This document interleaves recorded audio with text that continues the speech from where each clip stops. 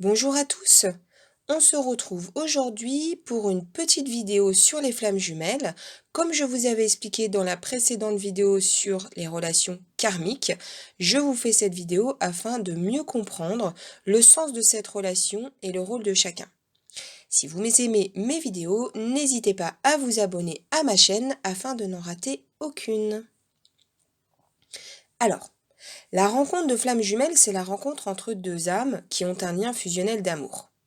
Vous avez déjà dû lire que ce sont deux moitiés d'âme qui se retrouvent, ou qu'une des flammes jumelles est un homme et l'autre une femme. C'est pas vraiment le ressenti que j'en ai et que d'autres ont. Parce que dire que vous êtes la moitié d'un autre, c'est très réducteur. Vous êtes alors dans une énergie de dépendance et de déconnexion de vous-même. Et cela implique un relationnel permanent avec autrui pour exister et pour aimer. Or, le seul amour éternel dont vous avez besoin est votre propre amour.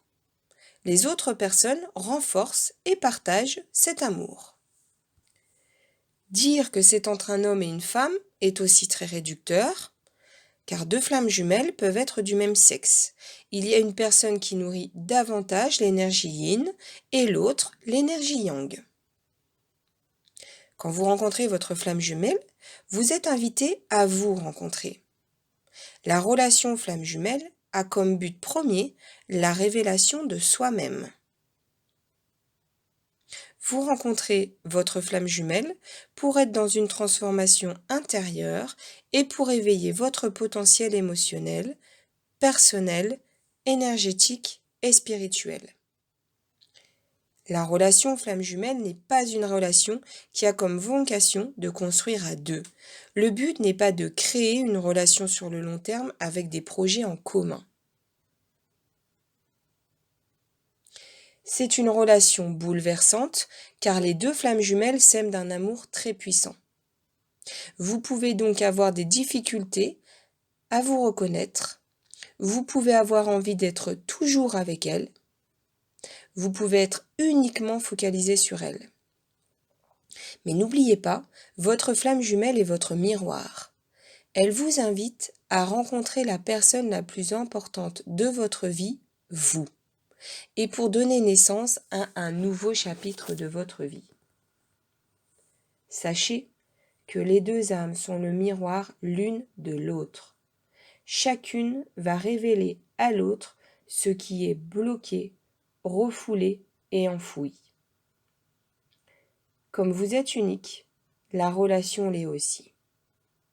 Mais les relations flammes jumelles partagent des caractéristiques communes, des étapes importantes, et c'est un processus d'évolution positive. Sachez également que ce n'est pas une rencontre qui est obligatoire, car rien n'est obligatoire.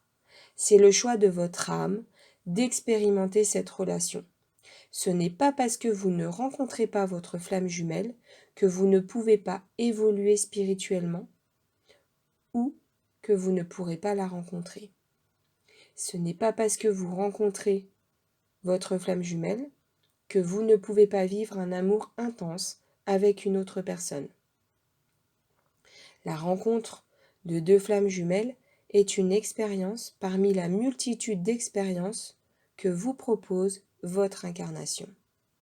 On va voir à présent la rencontre et les retrouvailles des flammes jumelles. Comme les deux âmes se connaissent depuis de nombreuses vies, on parle très souvent de retrouvailles plutôt que de rencontres. Votre flamme jumelle est une âme avec qui vous avez déjà eu de nombreuses vies. Vous avez déjà aimé cette âme et vous avez déjà vécu des expériences puissantes avec elle.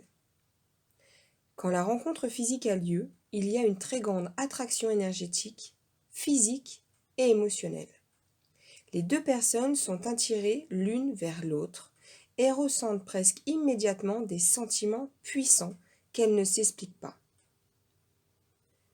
Les deux personnes ressentent un profond bien-être en étant ensemble. Il y a une très grande complicité naturelle. Les personnes ont l'impression de se connaître depuis toujours. Elles ressentent des émotions et des sentiments qu'elles n'ont jamais ressentis avant pour d'autres personnes. tout est amplifié, tout est grandiose et tout est vertigineux. On va voir la séparation ou le déchirement intérieur. Car après la phase des retrouvailles, il y a la phase de séparation. Très souvent, une des flammes jumelles, le runeur, prend peur et préfère fuir la relation. Elle est déstabilisée par la puissance de ses émotions et préfère retourner dans sa zone de confort. C'est une étape très douloureuse. La personne quittée, le chaseur, est dans une très grande incompréhension et rentre dans la nuit noire de l'âme. Je vous ferai par la suite une vidéo sur la nuit noire de l'âme. Elle est choquée et perd le contrôle de ses émotions, de ses réactions et de ses pensées. Elle plonge dans un grand brouillard énergétique et cherche à comprendre le sens des événements et de la relation. Elle se connecte aux profondeurs de sa partie sombre. Cette phase est plus ou moins longue, en fonction de vous. C'est en fonction de votre sensibilité et de votre rythme. La durée est la vôtre et il s'agit bien de votre expérience. En se connectant à ces ténèbres, le chasseur prend conscience de son potentiel en sommeil. Il se rend compte de ses capacités énergétiques et spirituelles. Il se connecte avec sa force intérieure. Il a un nouveau regard sur lui et sur son environnement extérieur. Il ouvre un nouveau chapitre de vie. Le runner, quant à lui, reste bloqué dans le mental et dans sa zone de confort. Il souffre aussi, mais il bloque ses émotions et ses sentiments. Il n'est pas forcément dans une énergie de découverte de lui-même. Ses énergies se figent. On va voir le lâcher-prise et l'acceptation de cette situation. Après avoir pris conscience de son potentiel caché, le chasseur prend conscience du but de la relation. Il se détache de ses anciennes attentes et il est alors dans le lâcher-prise. Il accepte la relation telle qu'elle est et non comme il aurait voulu qu'elle soit. Il accepte l'absence de sa flamme jumelle et la remercie pour l'expérience vécue. Il est dans une nouvelle connexion avec lui-même et il est prêt pour de nouvelles expériences. Cette étape a aussi une durée variable en fonction de chacun. Après cette étape, il y a les retrouvailles, car les deux flammes jumelles se retrouvent toujours. Le moment des retrouvailles est différent en fonction de chacun. Cela peut être plusieurs jours, semaines, mois ou même années après la séparation. Quand les flammes jumelles se retrouvent, elles ont plusieurs choix. Soit le chasseur a encore des choses à découvrir et le même processus se remet en place, soit les rôles s'inversent et le chasseur devient runner et inversement, soit le chasseur et le runner sont prêts pour vivre une relation commune, qu'elle soit amicale ou sentimentale, soit le chasseur remercie directement le runner et les deux chemins se séparent de façon définitive. Ces choix se font en fonction des besoins et du libre arbitre de chacun. Comme le processus relationnel des flammes jumelles, le chasseur et le runner partagent des caractéristiques communes. Le but n'est pas de catégoriser, c'est pour vous aider à comprendre le sens de l'expérience de chacun. Alors, le runner, c'est qui ? Très souvent, le runner, c'est la personne qui est le plus dans le mental et dans les blocages intérieurs. C'est lui qui nourrit davantage l'énergie yang. Au début de la relation, il ne prend pas conscience de son intensité spirituelle. Il peut avoir des difficultés à se connecter et exprimer ses émotions. Il parle très peu de lui. C'est une personne très sensible, mais qui préfère construire autour d'elle une carapace pour se protéger de ses émotions et des autres. Il préfère être la personne qu'on attend, qu'elle soit plutôt que de se connecter à sa véritable identité. Il peut être sur la défensive en étant agressif s'il sent qu'on effrite sa carapace. C'est une personne qui garde au fond d'elle de très grandes souffrances émotionnelles. Le runner a vécu beaucoup de trahisons et a tendance à se protéger des autres. Il est dans des relations superficielles qui ne le mettent pas en danger émotionnellement.